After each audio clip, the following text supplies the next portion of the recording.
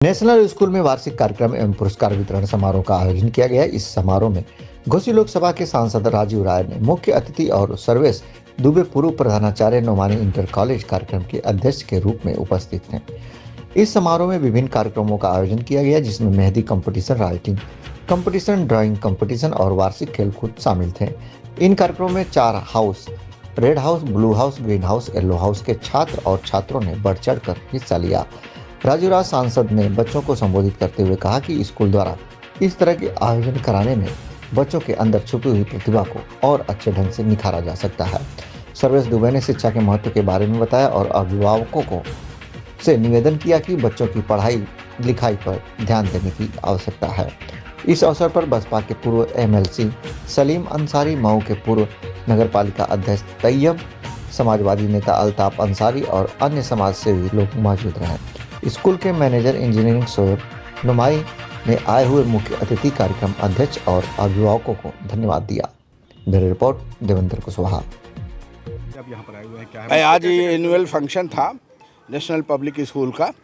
बच्चों ने अच्छी प्रस्तुति पेश की है और मैंने उन बच्चों को यही कहा है कि हमेशा अपना आइडियल अबुल कलाम को बनाओ, मुख्तार और शहाबुद्दीन को मत बनाओ। इसलिए कि बच्चे भटक जाते हैं। एक मिसाल भी मैंने दिया छोटी सी कि छोटी बच्चे गलती करते हैं, माँ बाप केयर नहीं करते हैं, बच्चा भटक जाता है, जिससे बच्चे की लाइफ ख़राब होती है। तो बच्चों को टीचरों के साथ साथ माँ बाप भी केयर करें। क्या बच्चा पढ़ के आया, क्या कर रहा है, उसकी गतिविधि क्या है।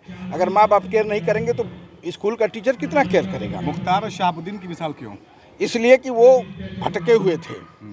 उन लोगों ने कोई कौम का, मिल्लत का, समाज का, मुल्क का कोई नाम नहीं रोशन किया, सिवाय अपने बाहुबली। और उससे देश न तरक्की कर सकती है, न कोई समाज तरक्की कर सकता है। बाहुबली तो आप कह रहे हैं कि जनता तो मसीहा कहती है। भाई मसीहा कहती थी, मैं तो नहीं कह सकता मसीहा। कई बार विधायक, लेकिन आपके जहन में ये बात क्यों आई इस शहर को देखते हुए? नहीं, शहर मैंने देखिए, मुख्तार का नाम मैंने नहीं लिया, मैंने शहाबुद्दीन का अतीक का नाम लिया है। नहीं, अभी लिया था। नहीं, अभी यहाँ लिया हूँ, वहाँ मैंने मन से नहीं लिया है, माफ़ कीजिएगा।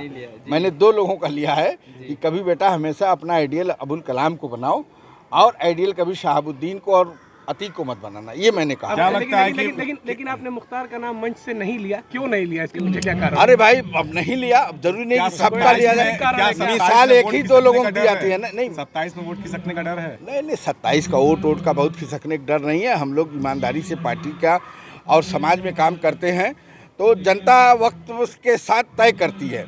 कोई समझता था कि अरशद जमाल चेयरमैन हो पाएंगे जिस परिस्थिति में हुए। देखिए, पार्टी ने दे दिया, टिकट हो गए। तैयब भाई नहीं लड़े, तैयब ने कुर्बानी दिया। तैयब लड़ते, वो भी लड़ते, तो फिर काम तो वक्त हालात। एक सवाल जी कि प्रदेश की बात करें तो बाहुबली तमाम है, लेकिन सिर्फ 2 ही 3 नाम क्यों आपके ज़माने में? नहीं, सब पे होना चाहिए, ये तो गलत हो रहा है। देखिए, बाहुबली किसी जाति धर्म का हो, वो बाहुबली है तो उस पर कार्रवाई होनी चाहिए। मैं धर्म जात की बात में, चूँकि हमारे समाज के बच्चे 99% थे, इसलिए मैंने अपने समाज के 2 लोगों का नाम लिया। इसलिए नाम लिया कि बच्चे कहीं मिसगाइड ना हो या बच्चे कभी गलत दिशा में ना जाएं। अपना आइडियल अबुल कलाम को बनावे। इससे अच्छी बात क्या होगी भाई? मिसाइल मैन बने, अच्छे इंजीनियर बने, डॉक्टर बने, अपने परिवार का नाम रोशन करें। और बिना शिक्षा के, बिना तालीम के, देखिए, कोई परिवार, कोई कौम, कोई शहर आगे नहीं जा सकती। तो आपके हिसाब से ये लोग मिसगाइड हो गए थे? मिसगाइड तो हैं ही हैं, नहीं होते तो आज ये दशा थोड़ी नहीं देखते। दिल्ली के चुनाव को देखते हुए क्या कहेंगे आप? भाई, दिल्ली का चुनाव देखिए, अहंकार था केजरीवाल का। नहीं तो कांग्रेस से अगर समझौता करते तो कांग्रेस 6.25% वोट पाई। मात्र 2% वोटों से केजरीवाल हारे हैं। 43% वोट 41% पाए, 43 भाजपा पाई है। दोनों अगर 2% से सिर्फ उतनी सीटों का फर्क पड़ा है। अगर कांग्रेस साथ रहती तो 6.25% कांग्रेस पाई है, बसपा भी 6% 8 पॉइंट पाई है। इस तरह से सब वोट जुटा के मिल के लड़ते तो भाजपा नहीं आती, लेकिन सब ने अलग अलग डफली बजाई, जिसका फायदा भाजपा को हुआ। शुक्रिया। अपना परिचय दें। मैं engineer Shoaib Nomani, manager national public school Haqiqatpur, Mau. आज किस तरह का यह फंक्शन कार्यक्रम? आज का प्रोग्राम जो है annual function and prize distribution था। पूरे सेशन में बच्चे जो भी एक्टिविटी करते हैं, जिस तरीके से उनका हो गया, राइटिंग कंपटीशन हो गया, स्पोर्ट्स हो गए, ड्राइंग कंपटीशन हो गया, डिबेट्स हो गए, स्पीच कंपटीशन हो गया, इस तरह के प्रोग्रामों को हम पूरे साल ऑर्गेनाइज करते हैं और साल के अंत में उनको हम जो है प्राइज से नवाजते हैं। ये उसी का हिस्सा था। बच्चों के द्वारा कई तरह के परफॉर्म किए गए, बहुत ही और जो टॉपिक्स खासकर जो चुने गए, सोशल मीडिया की बात करें या APJ अब्दुल कलाम को जो ट्रिब्यूट पेश किया गया, ये सारे टॉपिक्स जो हैं बहुत अच्छे थे। मैसेज देने का एक प्रयास एक कह सकते हैं। बहुत सी बातें ऐसी होती हैं जो एक्ट के ज़रिए दी जाती है और वो समझ भी बच्चों को आता है, गार्जियन को समझ आता है। आज के दौर में, सोशल मीडिया के दौर में बच्चे इस कदर इन्वॉल्व हैं और वो कोशिश करते हैं कि हर वक्त मोबाइल का इस्तेमाल करें, और साथ में माँ बाप भी उतने ही इन्वॉल्व रहते हैं, जो कि दोनों के लिए हानिकारक है। और मेरी ये अपील है उन माँ बाप से और गार्जियन से कि सोशल मीडिया से खुद को ही बचाएं और बच्चों को भी बचाएं। अगर ऐसा नहीं करेंगे तो आने वाला वक्त इतना बुरा हो जाएगा कि बच्चे एडिक्शन हो जाएंगे और वो फिर पढ़ाई की तरफ ध्यान न लगा के हर चीज़ सोशल मीडिया में ढूंढेंगे।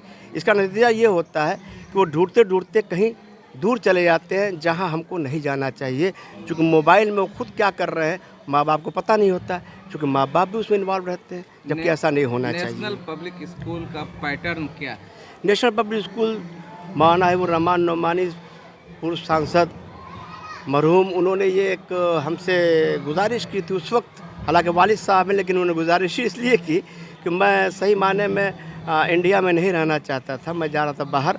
उन्होंने रोका और कहा कि अगर तुमने इंजीनियरिंग किया, वो भी कंप्यूटर साइंस से, तो क्या तुम पढ़ के यहीं विदेश चले जाओगे तो समाज के लिए क्या करोगे?